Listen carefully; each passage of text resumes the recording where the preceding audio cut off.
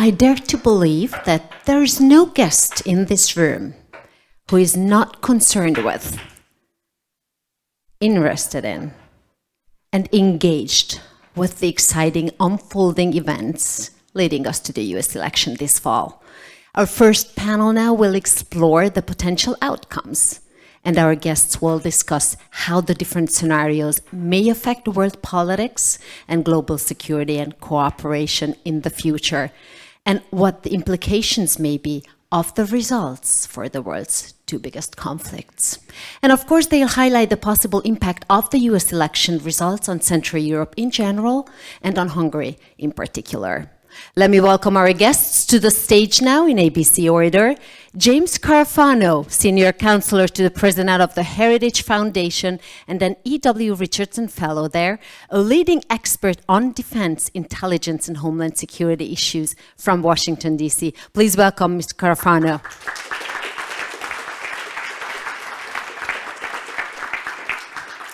Paul Domjan, founder and chief policy and global affairs officer at Enoda, a leading innovator in energy and technology and an expert in energy security and climate policy from London.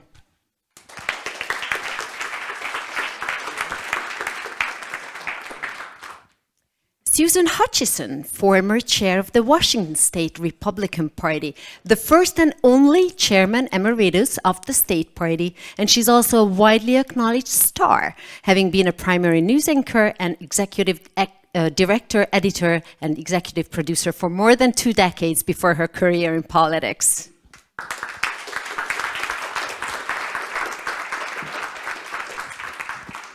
She is, of course, going to be a moderator as well later on tomorrow. And last but not least, let me introduce our distinguished moderator of this panel now, Botond Feledy, also widely known and acknowledged in his home country, Hungary, and beyond for his extensive geopolitical expertise. He's the CEO of Red Snow Consulting and the European Leadership Program. He's currently based in Brussels. Let's see what a Harris victory or a Trump victory will mean for us. Good luck, and the floor is yours.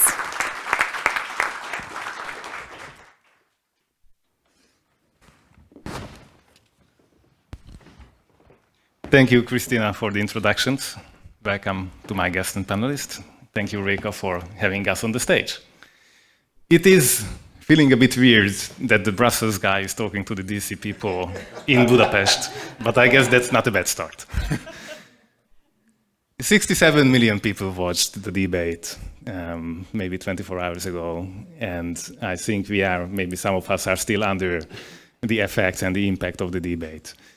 Susan, given your background in journalism, and also that you are the most insightful to the Republican Party, perhaps from the inside, what would be your evaluation of this debate that the non-biased CNN ranked that 63% Harris and 37% Trump endorsement by the viewers, while the previous debate, Trump versus Biden, Trump won with a margin of 34%.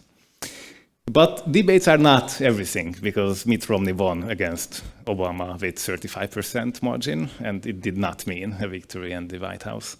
So what is your takeaway? And as a footnote, what did you feel when President Trump mentioned the Hungarian Prime Minister? That was quite amazing, wasn't it? A shout out to Viktor Orban. Hi, everybody. Could I ask how many of you watched the debate or read enough about it to feel like you have a sense for it? Okay, so obviously I'm a Republican, and so I have a bias. I'm a partisan, and I look at something like the debate in from many different directions. So let me start by saying that there are 2 things that happen in a debate. You have who wins the debate, and then you have, did anybody change their vote, or was anyone who's on the fence convinced to vote for one candidate or the other? Now, we haven't had the post-debate polls released yet, perhaps not even taken, but the general consensus is that the needle did not move, and that Kamala Harris won the debate. And what is the case so often is that someone who is the so-called underdog in their presentation skills always does well when they outperform expectations, which is what happened with Kamala Harris.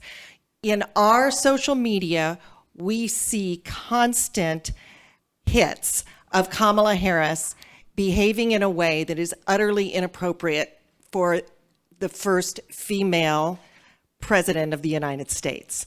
And so to see her speak and put sentences together into meaningful paragraphs was a surprise for people who see social media.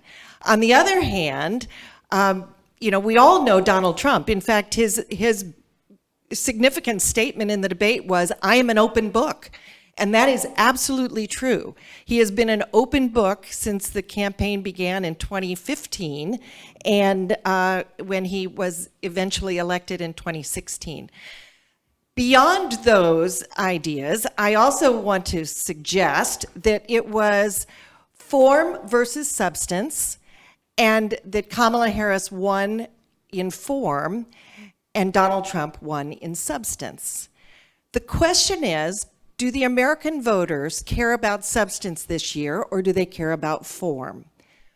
Our country is not doing well, and I would hope that the sense of urgency that all our voters care deeply beyond what they see superficially and see to the immense interests of not only American citizens, but the world, that they would kind of get to their senses and say, it's all nice to chat this way and look at a pretty face, or, even be sometimes put off by the personality of the open book. But at the same time, there are some grave questions we're facing in the years ahead. And so an awful lot of us who follow these things are deeply concerned about the outcome of this race, as much as any race that I can recall in my lifetime. So I'll stop there, and we'll get more into these subjects as the minutes go on. Absolutely. Thank you, Susan. And I will pass the Orbán ball to James as you skip the answer. Especially that, besides, of course, James, please make your general evaluation of the debate. But President Trump, so the persona might be an even more open book for you. Just let me quote a Pew Research Center, a recent poll on the how GOP voters in specific are having a separate opinion on Trump's conduct. 26% says that it's okay and they are happy how Trump is behaving, while 52% says that they have a mixed feeling about it, and only 21% says that they don't like it. Which means that there is a certain division inside the Republicans among this personal conduct. Yeah. So that's one thing. And Project 2025, yeah. But let me come back. Okay, well, that's a lot. First of all, I have to share a secret. Maybe you may not know this. The true glue, not for all 75 years, because she was like 3 years old then, but, or you weren't born. The real glue of the transatlantic community is Reka. She brings together conservatives on both sides of the Atlantic in a way that nobody else does, and in a way that really has never been done before. So we really should give her a round of applause, because that's really... The only other thing I want to say is I'm so happy to be here because I'm sitting on the far right, so I feel so comfortable. So that's really good, and this is really this is one of the amazing. This is more people than showed up at my wedding, so I don't think I've ever talked to this many people before. Look, there's an other side to the debate story, and I didn't. I was in Triana. It was 3:00 in the morning. Forgive me, I didn't get up to watch a debate, But that's the other side of the story, because there's two things which are true. The one thing that Harris accomplished in the debate was she demonstrated to her supporters that she could portray the image of a credible candidate. And that was an upside for her. I don't think there's any question about that, which may explain also why the needle didn't move. She didn't drop because people who were worried about her actually looking, not looking like a Yahoo were reassured. So that's good. That solidifies her base. The other thing that you don't see in the debate, but that you see online, is the incredible anger from the right at the response to the debate, whether it was about ABC and how they moderated it and how they were fact-checking him all the time and they weren't fact-checking her, and she was saying things that were just flat out wrong and they just let it go, or the fact that people were focusing on that and not focusing on the issues and the substance. So the reality is, I think, is this was actually deeply motivating for the right. That this is anger, which is also going to get voters out. So I think it was a draw. And since we are literally in a 50-50 country, I agree with you. It probably doesn't move the needle, but it probably will drive up intensity on both sides on voter output. So look, here's the reality of Donald Trump. Look, the American Republican Party today is a conservative party. This is a transformation. Donald Trump didn't do this. This is a transformation that started ago, but the United States is locked into a two-party system, and what we have clearly seen is one party is conservative, and the other party is progressive. So the wonderful thing about this election is, and you guys should be jealous, is we have clear choices in future policies which are really heading in completely opposite direction, and you're forced into really two choices. So I think Americans are blessed in that they have a true choice of the way forward. And when you're in a 50-50 country, you have to start deciding what direction you're going to go in. So there's only 2 voters in the Republican Party. Well, there's actually several million, but there are people that love Donald Trump, and there are people that love everything about Donald Trump except Donald Trump, right? So, and so for the Republican side, what this really means is, the people that are put off by some of that, and I actually, met the president. He's from New York. I'm from New York.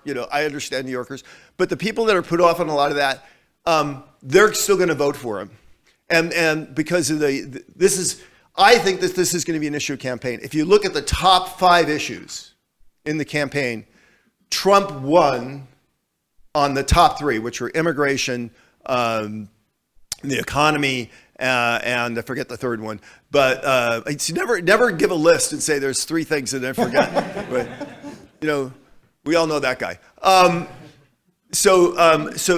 the only issue that she really dominated on was abortion, and I don't think abortion is a game-changing issue on this because Trump's established a position that's acceptable to really the whole cross-section of the conservative movement. So no votes are going to move on that. So if this is an issue election, which I think it's an issue election, and you're in a 50-50 thing, I do have the edge. You want me to talk about 2025 real quick? Yes, please, because last night when my flight was cancelled, I had the time to open the Project 2025 document, which is more than 900 pages, so I recommend to everyone. But the foreign policy chapter is not really talking about Central Europe. So I would be very curious. The foreign policy thing. Yeah. Which is actually, what would be the most impactful in Project 25 regarding Central and Eastern Europe? So, all right, so let me just say just a few things real quick and talk about the controversy, the criticism, and the substance of it, and then I'll talk particularly about Central Europe.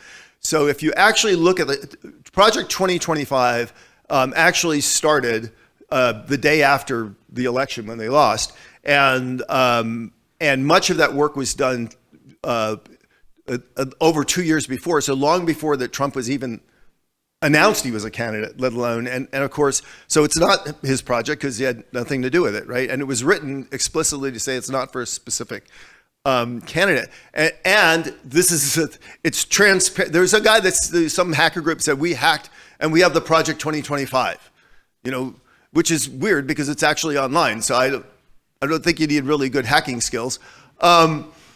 And it's a completely transparent project, and it's been out. The substance of it's been out for well over a year. So when did it become a controversy? Well, if the left wanted to debate policy and have a debate over policy and controversy, they had a year and a half to debate that. It became an issue literally when it was clear to the Democrats that Joe Biden was incompetent to run for president, and they were desperately scrambling for something to change the debate, and so they pulled 2025 out of a hat, and they attacked that like it's the Necronomicon or something, as something to talk about. So it was a manufactured controversy. If you look at the issues that they focus on out of the 900 pages, they come in two categories. Well, three really. One is stuff that's not in the book. So the number one criticism is Project 2025 wants a national law banning all abortions. That's actually not in the book. There's actually very little on abortion in the book. They want to get rid of Medicare, also not in the book. So most of the major criticisms are not actually in the book in anywhere. And then there's stuff like they want to abolish the Department of Education. Well, conservatives have wanted to abolish the Department of Education for about 30 years, so this is not a big secret or some revelation. And then there are actually other that they don't actually talk about. There are other things in the book, and even Trump said, well, I disagree with some of this. Well, the people that wrote the book, they actually disagree with some of the stuff in the book. There was 100 organizations, over 400 authors, and the idea was to put in the book really the menu of the things that conservatives talk and care about. And not everybody agreed. Matter of fact, the chapters they don't talk about are the chapters where conservatives actually disagree with each other, like on trade policy. And so they put in there like, well, some people say this and some people say that. So even if you got anybody who worked on that book and said, you agree at every page of the 900 pages, they would say no. But that was the whole idea. The whole idea was to bring the movement together and let it put on paper an honest discussion of this. And I'll just... Yeah, no, and this is the substance of it, right? What was this really about? So elections are like doing a major merger and acquisition. And we always thought it was really stupid that we wait till the day after the convention before we start to organize to think about how we could effectively run government. And some smart guy just woke up one day and decided, well, why do we wait that long? Why don't we get everybody together and talk about it now? And then it's not a blueprint. It's not a thing. You know, Trump said, well, I had nothing to do with this, which is true. And I have an agenda to run on, which is true. I mean, it wasn't written for Trump. It was written so people could have conservatives can have a broad conversation on this. And I was interviewed by a journalist for a documentary. And I don't want to tell you where they're from because that wouldn't be fair. So I was interviewed by this German journalist. And he goes, why is Project 2025 such a threat to democracy? You know, and I said, well, look, so you're telling me that the book, which says, let's talk about how to get the government to actually implement the policies that you were elected to implement, to do them, and managing your workforce in a way that is using laws that are already on the books that were passed by Congress, Republican and Democrat, which are absolutely constitutional, which respects everybody's civil liberties and all their labor rights and everything else. Explain to me how that's a threat to democracy, because it's not. So, look. Here's the short answer on foreign policy. The United States is not leaving NATO. That's just nonsense. If Donald Trump's elected, the United States is not going to abandon Ukraine. That is nonsense. If Donald Trump is elected, and we don't even need Project 2025 to know that Donald Trump is actually going to be good for Europe's security, and in the end, good for its economy and prosperity. And I'll tell you why, because he's going to do exactly what he did in the first term, which he said, look, if we're going to secure NATO, everybody has to carry their fair share. And if we do that, that is going to be better. And the other thing is, what he's going to say, which is true, is Europe needs growth. And they need to stop being stupid about growth, whether it's energy policy or regulatory policy. And if you're going to be my partner, you're going to have to grow, and you're going to have to make the hard decisions to grow your economies. And I think actually, if Donald Trump wins, he's going to be good for Europe. It's the best thing that could happen. Sorry to run on so long. Thank you, James. Before asking Susan if you have any reaction on that, let me just say crime is the third point. The third one, okay. The missing element. Because she's killing it on crime. She's doing really, really well. So literally, we have a country where we're arguing whether it's okay to eat cats and ducks or not. That's seems like an important argument in the debate. Paul, actually, you are not from DC. You have been sitting in London for the last decades, and you are in the middle of this transatlantic bridge, practically. But you are coming from a business background. So my question would be more how you see the EU-US business relations, especially that in the last years, since IRA, since the CHIPS Act, since the infrastructure bill, there have been tremendous amount of European companies going to the US.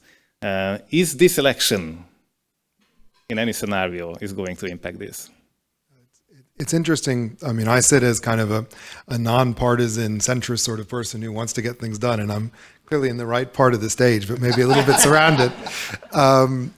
Because I think part of what's striking about this debate is despite how emotional it was, despite how clear it is there are differences on policy, there are differences on approach, there are differences on attitude, I think it's important to understand, certainly from the perspective of a European business looking at the US, that I actually think there's a tremendous amount of commonality. And there's a lot that's going to remain the same in November, regardless of who wins. I mean, if we think back to the 80s or 90s, there was a broad consensus in favor of free trade, free markets, the free allocation of capital. And today, and that consensus was the case, whether you were a Reagan Republican or a Clinton Democrat. And today I would argue there's a similar sort of consensus about industrial policy. You know, that's part of what's drawing European companies to the US, and it's part of what's really leading to a fragmentation where, you know, anybody who's manufacturing or participating in critical infrastructure needs to think about how do we serve Europe from Europe with the European supply chain? How do we serve the US from the US with the US supply chain? How do we engage with partners when we know that the US and to a lesser extent the EU are tremendously concerned about Chinese content, not just in our own production, but in the entirety of critical infrastructure, including energy, including telecoms. So there's clearly this consensus about industrial policy. I would argue there's a consensus about tariffs. What shape they take, we don't know, but they've continued to rise over the last several administrations. There's a consensus on developing domestic supply chains, and not just in the kind of token way that we did 20 years ago, but in really quite sophisticated ways. You know, not only are you buying domestically, but how do you ensure that your products become the supply to other domestic manufacturers and building integrated domestic supply chains? And I think, you know, critically with Bill and Chips in the IRA, you know, yes, that was a Democratic bill, but a tremendous amount of that funding has gone to red states. And you see red state governors like McMaster in South Carolina, I think the first governor to endorse Trump, who's been very supportive of that investment and of the role it can play in economic development. So I would argue that there's a consensus that goes much deeper than many Europeans appreciate around industrial policy driving economic development, around how that can drive what Lindsey Graham calls, you know, clean and affordable energy as a basis for economic development. And I think, you know, much of what James has touched on the international side also extends into areas of commonality. I mean, I think both parties today want to see a Europe that is economically independent, that is strong, that has allies who can support their own security and ensure for their own energy security in particular, in order to enable the US to pivot to Asia in whatever form that takes. And we've seen that as a consistent theme since Obama. You know, we have actors who would likely be in either administration who have articulated elements of that very eloquently. Similarly, I think, you know, regardless of who wins, we're going to have a focus on where are the international allied supply chains for things like critical minerals the US can't produce domestically. So I think it's important for Europe to think about this. Yes, there are tremendously exciting fireworks happening. Yes, there are tremendous disagreements in certain areas of policy, but there's a really fundamental consensus around the role the state will play in the economy that will continue regardless of who wins. Thank you. I guess this is a very important point to highlight, that there are many consensus between the two parties, and also something that in Brussels sometimes is mistaken, and there are false expectations regarding any incoming democratic president, whether that would change. And I guess that was the case in 2020, when Biden was very much clapped in Brussels, but then the same tariffs stayed, and there was no huge shift in that. Talking about consensus, Susan, we see that in the China question there is hardly any practical difference, maybe in the style, but in the substance, the US is seeing China as a competitor and systemic rival. Is there any consensus on Ukraine? Because when we look at the Republicans, finally it was recently the Texas Republican Michael McCaul who sent a letter to Biden that actually he should allow Ukrainians to shoot further inside Russia. So it is also in the Republican Party, and it happened almost on the same day when President Trump didn't want to answer that, yes, we will defend Ukraine, just that he wants to end the war. So is there no secret consensus behind the curtains inside the Republican Party regarding Ukraine? There are those on the right who are tired of spending money outside the United States when we have a border that has allowed millions of people to cross in the last 3.5 years like we have never seen before. That is, if it's not the first most important issue, it's very close to it. And if you combine crime and illegal immigration, I'd say it is by far the number one issue in America right now. So back to this idea, I agree with you from sort of the spoken policy point of view, but when it's actually enacted by individuals such as the Biden administration, all you have to do is look at the situation with the Houthis, how they were able to shut down shipping lines and the Biden administration did nothing. And so that's way more important than it's been given credit for, because as you know, there is a domino effect whenever shipping is affected. And without shipping, we don't have free trade. And so the Houthi situation is much worse than I think the American media has portrayed it. And again, it is this mentality. I was just talking with someone fairly high up in Voice of America yesterday in Washington, which is where I flew in from, and he said that the situation in the State Department is so stymied, and I asked, is it leadership, or is it just that our bureaucracies are just stuck? And he said it's really a combination of both. So in a good way, the bureaucracy ensures that the same thing happens over and over, but in the same way, the leadership ensures that there are significant concerns around the world. And particularly in this room, speaking about the debate again, I think my heart was pained by the lack of seriousness of the debate. The fact that we presented ourselves to the world through the two leading candidates for president as unserious about these things that matter so much to so many people. So back to Ukraine, which was your original, I'm sounding like Kamala Harris, I'm getting way off the subject. I do believe that President Trump will be strong on Ukraine, but at the same time, as he said, if you've read the book, The Art of the Deal, that's who this man is. He's not a career politician, as you know. He will always start out with his beginning stance, which scares people to death about NATO, because he said some really strong things about NATO, but that's just where he begins the deal making. And so, you know, as we watch him, if he's elected in November, as we watch him carry out foreign policy, I assure you, if you think in terms of he is a deal maker right now, it helps to explain his flattery of the North Korean leadership.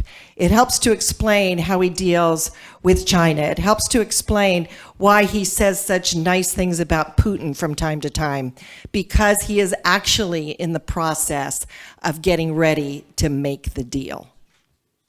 Thank you. Anyone wants to chime in on Yeah, Ukraine? I want to pick on him again. Please. Actually, what I want to say is I'm speaking here. I didn't know how to fit that in the conversation, but I've always wanted to say that. So I agree on everything. So there are a couple of things.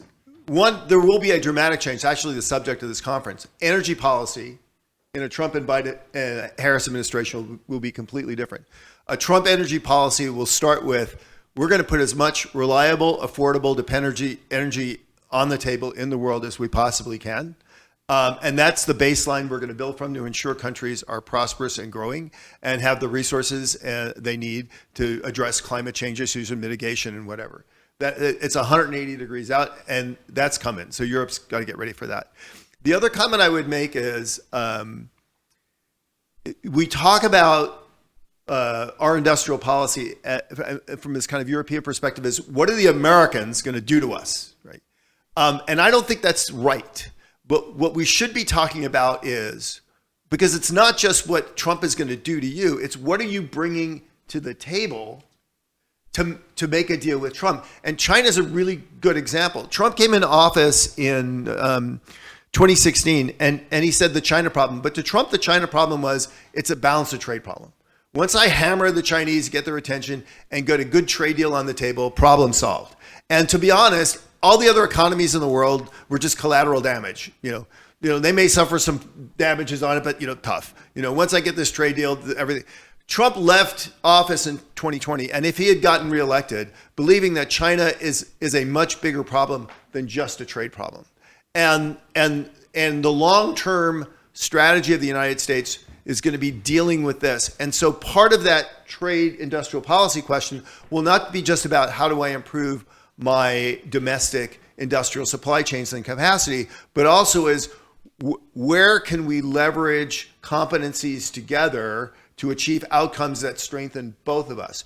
And when last we left this conversation, the European idea was, we're going to harmonize the regulatory environment, right? So America's just going to adopt all the European regulatory stuff, and that's going to solve all the problems. That's a dead end. That's deader than dead. It's dead in the Biden world, let alone the Trump world. So now the question is, if I'm Europe, or what am I bringing to the table to the U.S. to say, here are the industrial policies we can do together, which in the end are going to leave us both more secure, more prosperous. Thank you, Paul. A very quick reaction maybe on your side, and also put in perspective how you see the future of EU-US energy trade and business relations. So I think what James says is fascinating, right? Because the focus is absolutely, I completely agree, the focus of energy policy will be different. The difference compared to 2016 is, where is the largest solar and wind fleet in the US? In Texas, because it's cheap and affordable, and you can drive reliability with the right set of policies around it. Where is the fastest solar and wind build out happening in Europe? Poland. And Poland is not a left-wing, place, but it's a basis of building energy security. So I think in part, the policy impetus is quite different. The technology to achieve that is converging as we figure out how to do renewables at scale affordably, and as the left recognizes that you still need a set of resources for reliability. So I don't know that even if the policy objectives change this much, that what it means for business is going to move as much as people think. A lot of the parts of the IRA that Trump is most opposed to are the areas that don't make business sense or aren't happening anyway. We're not building $1 trillion of hydrogen because they're not customers for $1 million of hydrogen, let alone $1 trillion. So repealing it effectively makes no difference because no one was building it. What are we building? We're building clean energy manufacturing plants in mostly Southern Republican states, and those will still get built. The amount of, if you drive from Alabama through to North Carolina on I-85, every plot of more than 100 acres is being turned into some kind of clean energy manufacturing. And as we scale that domestic supply chain, it will drive down energy costs in the US and produce the kind of energy security that I think President Trump will want as much as a President Harris would want. I just want to say one thing though on what what Europe I think can do better. Because I think part of this discussion often, especially when it comes to things like the IRA and bill and chips, is about how Europe tries to compete. And Europe often tries to compete by trying to do the same, but a little bit smaller and a little bit slower and a little bit more complicated. And that's not very effective because if that's what you want, it's in the US. But where Europe really can compete is on providing one market with more than 400 million customers. So, one thing that the IRA critically doesn't do is catalyze demand for all of this stuff. That's part of why the hydrogen isn't happening. One thing that Europe can do through regulatory harmonization is catalyze the demand that can enable private capital to support a lot of the things that today in the US are being funded by public capital.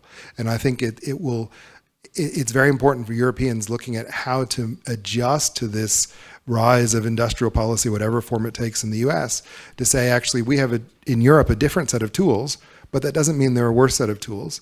We need to be careful to use the tools we have well, as opposed to use the tools we don't have badly. Thank you. I was trying to check if we got questions. So if you want to send in questions, you can use the Slido form. As slowly we are coming to an end of our time in the panel, I really want you to have maybe a 1-minute answer to questions very quickly. Paul, you are very much exposed in Poland. Is there anything that Hungary can learn from Poland vis-a-vis the US relationship? That's not a 1-minute answer. Let me at a personal level, having previously been the energy security advisor to NATO commander, I can certainly, let me talk about that from a security perspective and then a business perspective. From a security perspective, I think Poland entered NATO asking what is our role and our job. And that role became logistics and airlift and a whole range of ways that Poland has become integrated into the structure. And Poland is maybe the model of how to do that. Secondly, Poland's spending on defense and spending on defense in sensible ways to build genuine capability. And whichever president we have, they will welcome that. Thirdly, I think Poland has been able to have this, since I began working in Poland almost 20 years ago, this consistent consensus over a number of different governments with great deals of one could even characterize hatred between them, that Poland needs to find a pathway to economic development based on secure energy. And that shows a partner for the US in a way that most countries haven't been able to do. Thank you, Paul. James, there was a huge article in Political saying how much Hungary has an influence in heritage and that there are lots of Hungarian voices growing out in DC. Do you think there is a new period in this relationship? So is there really more Central East European voice in DC, or is it a Hungarian reading of this? No, or political scaremongering? No, look, I think what Hungary has actually pioneered is, American conservatives will also tell me, well, I don't care about Europe. Who cares about those guys? But when you talk about, well, do you love Hungary? Well, we love Hungary. We love social policies or things. And I'm like, so you realize that the part of the world that you don't care about as an American conservative, that many of those countries, you have more in common with them than you do with people in like California and New York, right? And these are actually kind of your natural partners. And I do think Hungary was a pioneer in kind of demonstrating that connectivity. Now, and here's the flip side. And we all know that President Trump has a fondness for President Orban, which reflects those common bonds that have been built. But there are fundamental things that the U.S. and Hungary disagree on in foreign policy, and it's ironically it's not Ukraine and it's really China. That is absolutely the number one issue. It's China, right? Hungary's idea is we're going to be China's gateway to Europe. That's like saying we're going to be Genghis Khan's gateway to Europe. That's not and they could. There's all this fun but it's fundamentally, it's not in America, it's not a strategy that's in America's interest, and it's not a strategy that's in Europe's interest. And if there's one thing that's absolutely true about Donald Trump believes in his heart of hearts, his job is to look after Americans. And it doesn't matter how good a buddy you are, if you're doing something that isn't good for his interests and his allies' interests, he's going to be brutally honest with you about that. And he's going to say, we need to find a better way forward. I actually, not a topic for here, there's a better role for Hungary as a global leader. It's taking this idea of free and open spaces, in which really Hungary is central in 3Cs initiative, probably the most integrated European power in thinking about bringing the middle corridor, thinking about how we connect that with countries like India and Japan and South Korea. That's Hungary's role. And that's a role that's good for Europe, it's good for Hungary, it's good for the United States. But that's why I love about that. This is one of the most honest, American conservatives, Hungarian conservatives have one of the most honest relationships in the world, because we can actually put down things that we fundamentally disagree with, and we can talk about that and disagree, and then agree that the fact that we can talk about that is a great strength of the relationship. I can't talk to liberals like that. So I'll take a Hungarian over a liberal any day of the week. You will have the chance. Thank you. Susan, very last question. Just two pieces of advice. One sentence to Prime Minister Orbán, how to maintain the relationship in the event if President Trump is re-elected. And the other one to Ursula von der Leyen, the President of the European Commission. What would you advise to her to improve the relationship with the US in case of a Trump presidency? Well, I'll do that one, the second question first. I would say that the thing to know about Donald Trump is he's a man who keeps his promises. And it was very exciting to watch that in 2016, 2017, to watch him implement just everything that he had promised on the campaign trail. Now, not everything came to fruition, but it was a knockout when he moved the embassy, the U.S. embassy, into Jerusalem. And, you know, that is symbolic of how he operates. And so that's if the EU, wants change, they need to challenge President Trump and come to terms, and then they can count on him to make it happen. But the second thing I'd like to address is Viktor Orbán, because it's been fascinating to me. I've been coming to Hungary since 2004, almost every year with work.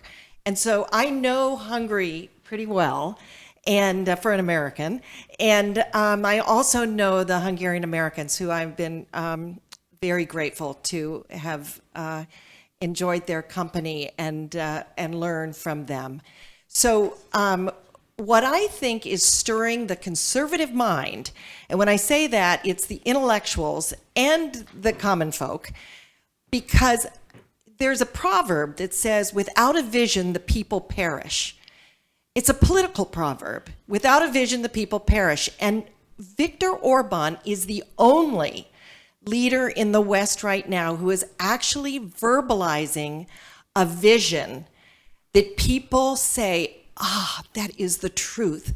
That is really the truth. And I'm talking about a couple of weeks ago or in the last month. He spoke in Romania. And every time I pick up a publication on the conservative side, there are comments about how stirring and truthful and inspiring he was in those comments. And so that's what's happening with Viktor Orbán. That's why Donald Trump commended him.